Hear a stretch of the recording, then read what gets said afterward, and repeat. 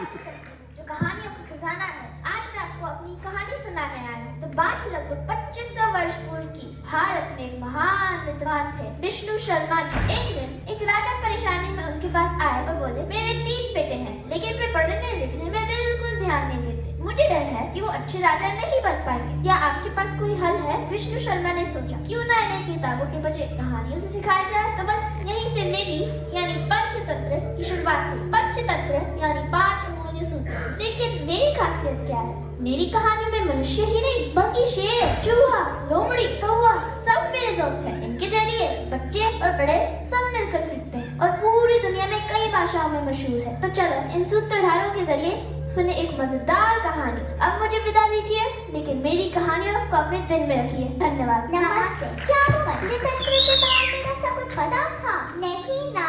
Ethic, शिक्षा, चतुराई, दोस्ती और मनोरंजन सब कुछ एक साथ। बिल्कुल सही। आज भी सारे बच्चे गर्मी की छुट्टियों में नाना नानी के घर जाके पंचतंत्र की कहानियाँ सुनते हैं। जी हाँ, आइए मिलकर देखते हैं हमारी छोटी सी प्रस्तुति और सीखे कुछ नया। नानी नानी हम आ गए। नाना जी हम आप टॉयलेट चले? अरे हम पहले थोड़ा खेल लेते हैं। पकड़म पकड़ाई खेलेंगे। नहीं, छुपन छिपाई खेलेंगे। नानी वैसे तो ना गुड़िया खरीदनी है। मैं तो बहुत थक गया हूँ। थोड़ा खा पी कर आराम करते हैं। सपने देखते हैं। ये बालक कितना शोर मचा रहे, मेरे कान पड़ने लगे। छुट्टियों में खेलेंगे कूदेंगे नहीं तो क्या करेंगे? और खेल कूद में थोड़ा सोता होगा ही मेरे प्यारे बच्चों। लेकिन पंचतंत्र की कहानी कौन सुनेगा? आज हम तुम्हें एक गरीब ब्राह्मण सोमदत्त की कहानी सुनाते हैं, जो हमेशा ख्याली पुलाव पकाता रहता था। तो कहानी कुछ इस तरह शुरू होती है। एक गांव में सोमदत्त नाम का ब्राह्मण रहता था। कहे तो अत्यंत कंजूस था। संपूर्ण दिवस भिक्षा करके थक गया था और फिर वो वृक्ष के नीचे विश्राम कर रहा था। आहा, आज भिक्षा में पर्याप्त सतु प्राप्त हुआ है। इसमें से थोड़ा खाकर शेष अन्य इस घड़े में सुरक्षित रखूंगा। अब थोड़ा विश्राम कर लेना चाहिए। स्वप्न देखने का समय है। ये देखिए, सोमदत्त विचित्र सपनों में खो गया है और कल्पना के गगन में उड़ान भर रहा है बिना पंखों के। जब देश में अकाल पड़ेगा तो इस साधारण से सत्व का मूल्य 100 स्वर्ण मुद्राएं हो जाएगा। उन मुद्राओं से मैं 2 बकरियां खरीद लूंगा। अरे नहीं, 2 क्यों, पूरी 10 बकरियां खरीद लूंगा। 6 मास में 2 बकरियों का पूरा झुंड बन जाएगा। मैं करूंगी सब। वह क्या सपना है? लगता है सोमदत्त अमीर बनने वाला है। इन बकरियों को बेचकर मैं एक नहीं अनेक गाय खरीदूंगा। दूध की नदियाँ बहेंगी।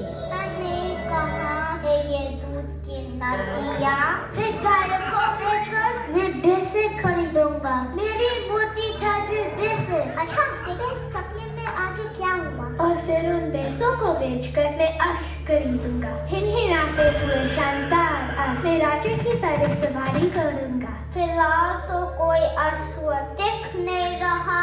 अश्व को बेचकर मैं ढेर सारा स्वर्ण खरीदूंगा। इतना स्वर्ण कि मेरा घर चमक उठेगा।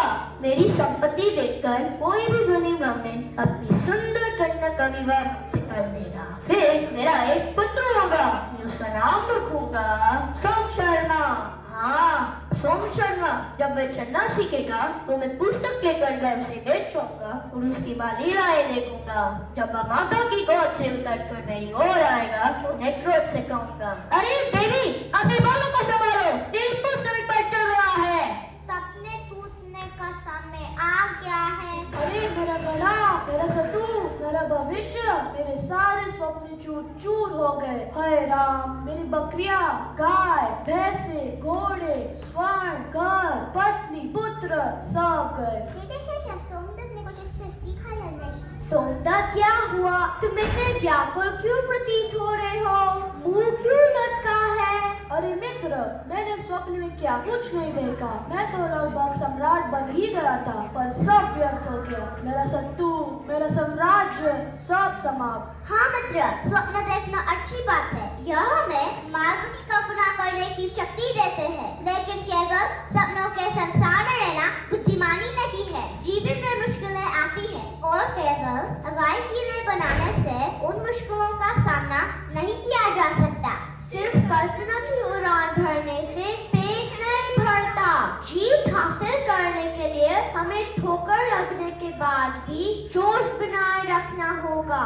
अब उठो और फिर से अपनी लक्ष्य की ओर चलो।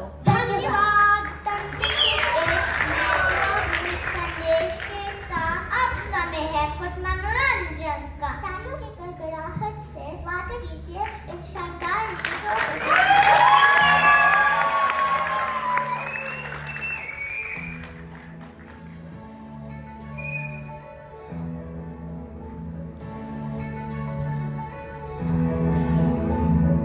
लोगों मत चल